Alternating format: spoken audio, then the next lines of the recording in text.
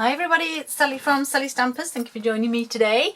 Today I'm bringing you my first 3D project using that beautiful ornate garden suite. I haven't used all of the products from it because this box didn't really need all of the products used. And to be fair, this actually isn't my design either. But I did think it was a perfect one just to show off the DSP, this gorgeous ribbon, these beautiful gilded gems. How pretty are they? So I wanted to show you how I made this, but also to show off this gorgeous suite. So this, you'll have to excuse the state of it because I wrecked it to deconstruct it and reconstruct it, but this was a swap that I received last year, November last year at Onstage Live. I received this gorgeous swap. It's been sat on my desk since then, waiting for me to have time to sit down and work it all out. And I must say, it is gorgeous. I love it. As I say, that's the wrecked box. The lovely lady that made it actually put instructions inside. How amazing is that? I believe her name is Petra. Thank you, Petra. Gorgeous box. I've had lots of fun trying to recreate it. And so I thought I'd have a go, but I thought why not use this beautiful new suite as well. I love these ribbons. This is terracotta tile. If you saw my video at the weekend, you will have seen the whole suite that I showed you. So I'm going to show you now how to do this little box. So I'm going to start off with some cardstock. This is Old Olive, and this is 8.5 by 6.5 or 21.5 by 17. I'm going to use my trimmer just because it's easiest and it's closest at hand. So what I'm going to do is, in fact, no, I'm not going to use my trimmer. I'm talking nonsense. I'm going to use my scoreboard. So on the long side then, you need to score at 2, 4, 6 and 8 inches, which in centimetres will be 5, 10, 15 and 20. We're then going to rotate clockwise, and then we're going to score again at 2, 4 and 6. So you've guessed it, 5, 10 and 15. Okay. Then we are going to fold and burnish all of these score lines. And it's really windy here today, so I do apologise if you can hear the wind keep having a little chat to us. So I've done all my folding and burnishing. What I want to do next actually is my cutting, because it makes it easier to work out where this little bit goes. So with your thin strip across the top and down the right hand side, we're going to cut away the bottom thin strip here, and I'm going to do this in varying stages so that you will follow. Okay, we're also then going to cut away this little square and the long thin bit above it. So all you've got left is that little tab. Okay, then we are going to spin it anti-clockwise. So now this little tab is to my left. Okay, what we're going to do is we're going to cut down past the first horizontal score line all the way down to the second on all of the 3 score lines. Okay, so we've now cut all of these separately. So the first one to the right, we're going to cut away completely. The second one along from the right, we're going to trim maybe 2/3 off, thereabouts. That's not a very straight line either, but we're going to cut some wedges. This one we're leaving complete, and we're just taking a very small shim off the sides there. And then this one, we're going to cut again, create some wedges. Okay. All right, girls. A car door banged outside, so now my dogs immediately think they need to bark. So you now should have this kind of effect. So the long thin strip that we had was now on the left, that's cut down to our tab, and then your bottom part here, which actually is the bottom, although you'd normally think this was the lid, is going to stay like that. Okay. This time we're going to turn it back around anti-clockwise again so that this little part is at the top. What we're going to do is, again from the right, we're going to cut down the first and the second vertical score line. We're again going to trim this one right down low and the next one along just to those little pieces, and then we're again going to cut the wedges. Okay, so you should now have this looking at you with these 4 squares here still intact. You then need to grab your your ruler and your scoring tool. And obviously we've got our 4 squares here. From this centre point, you want to measure out 1 inch and 1.5 inches and make a mark. And that will be 2.5 and 3 centimetres. We're then going to rotate and do exactly the same. 1, 1.5, rotate, again, 1, 1.5, rotate again, 1, 1.5. So you will now have 2 marks on each of the 4 lines.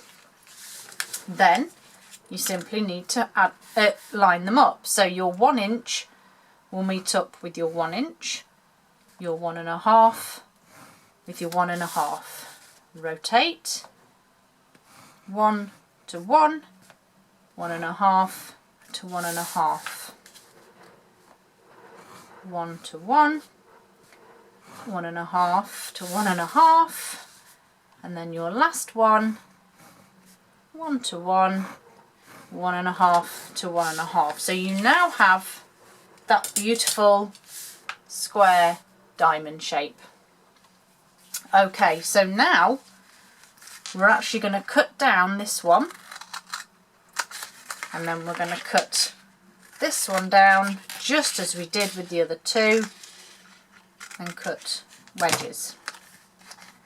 Okay, then what you need to do here is you're going to fold the middle line in, the middle line out.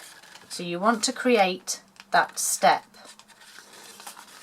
So you kind of fold in and then push in that bottom line back in to create almost a step.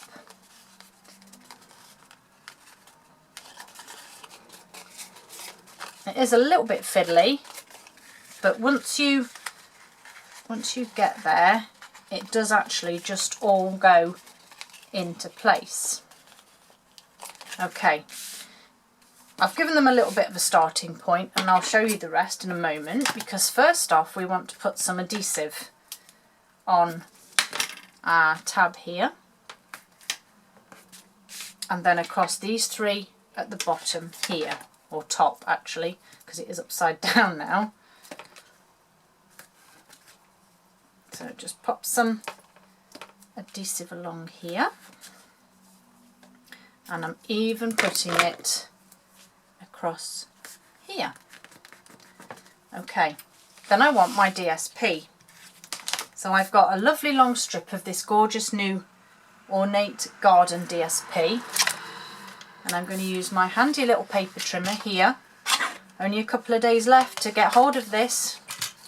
And what you need is 6 strips that are 1 3/4 by 1 3/4. So I need 1, 2, might be easy going that way actually, 3. I love this little trimmer, it's so handy. I've been using it so much on my desk. I know I haven't used it a great deal in my videos, but that's because I actually forget. Oh, did I do 6 or did I do 5? That's what happens when you talk, isn't it? No, I did 5. But yeah, I find this little paper trimmer so handy because you can just do it quick and easy. So 6 pieces. So your first 3, where's my snail gone? Here it is. We're going to just pop, oh look at that gold on the back. We're going to pop on the full squares. So 1, 2, I think that moved. 3. And then these 3, you need to choose one. If you have patterned or coloured paper, so on mine I wanted to make sure that the terracotta tile was on all of the pieces, because if I'd have cut that way, it wouldn't have had the terracotta tile on. So if you have a piece like that that you want to use, then obviously make sure you've got it the way you need it to. And then what we need to do is from what you're going to be cutting across is this kind of angle here. So you need to measure 1/2 inch in, or wait a minute, my brain's not working. I'm sure I worked this out, wait a minute. 1 centimetre or 1/2 inch in from the edges. Then you probably can't see my pencil line, but I can thankfully with the light. I've drawn a line with my pencil. Now I am a bit cheeky here because I'm just going to put all 3 pieces together. Make sure that they're square. Hold them seriously tightly. And then I'm going to cut all 3 along that line. So I now have my angled pieces. And again, it's dependent on which piece you want where. But we're just going to stick these on our box.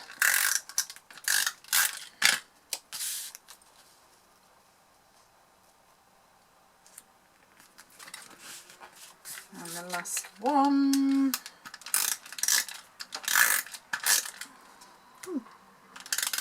I think my snail stuck too well then.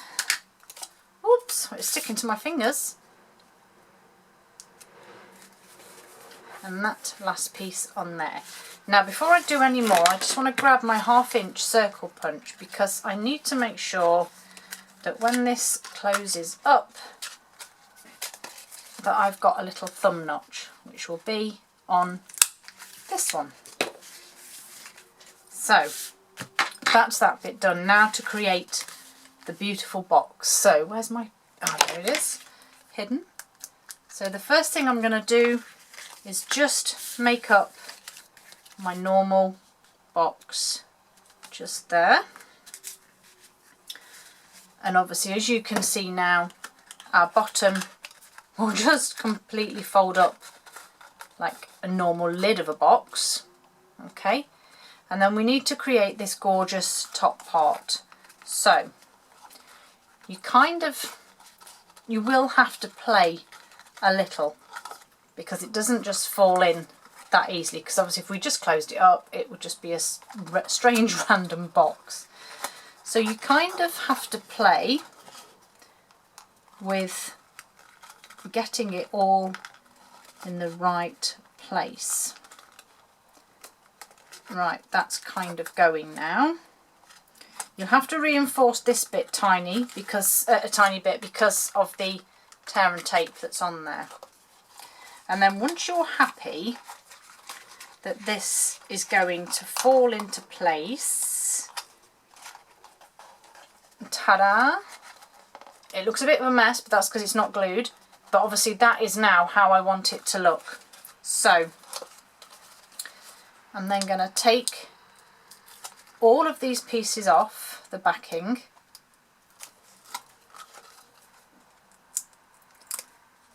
I'm going to open the bottom because I actually need to use my hands on the inside to manipulate this part. So I'm going to fold that one in, make sure it's all sitting nice, whoops, and square, which it didn't then because it moved typically. I'm going to tuck this one in, and again just ensure as best I can that that's sitting where it should. And then this last piece,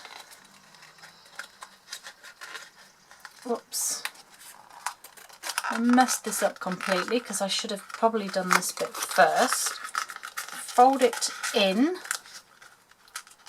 and then mess about with it all, but you need to make sure that this part, oh crumbs, come on, don't play up now. This really isn't as tidy as I wanted it to be, so I think it's probably wise to do that bit first. However,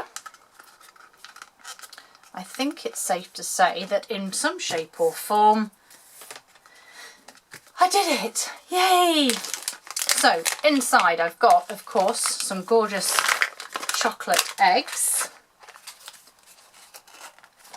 and there it is. A little bit untidy compared to this one, as you can see, a bit battered, but I just wanted to add some of the gorgeous ribbon here, just because those sweeties are quite heavy in the bottom there, and I just don't want them to I just don't want it to just drop open. So I've just added some of this ribbon onto this side bit here, and then fiddly make a bow.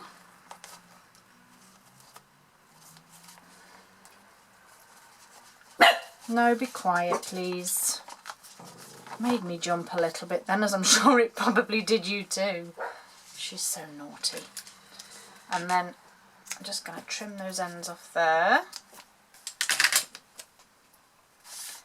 And then slide it on a little bit better. That isn't as pretty a bow as the first one, as we always know. That never generally happens anyway. And then I'm just going to add some of these beautiful gilded gems. So I've sort of got a medium-sized one and a small one. I didn't want to put anything on this because I didn't want to detract away from the beautiful shape that it is, but there's my attempt on the fancy fold box that I received from on stage last year. Thank you, Petra. Hope I did it justice, apart from this one that got a little bit messy, but maybe we can skim over that bit. Thank you for joining me, and I hope to see you all again soon. And don't forget, beautiful, gorgeous, sweet, it's only available till the 31st on pre-order, so you could only get it in your starter kit up until then. And you can only get that beautiful mini trimmer as well. So don't forget, don't miss out. It would be such a shame. Thank you for joining me, and I'll see you all again soon.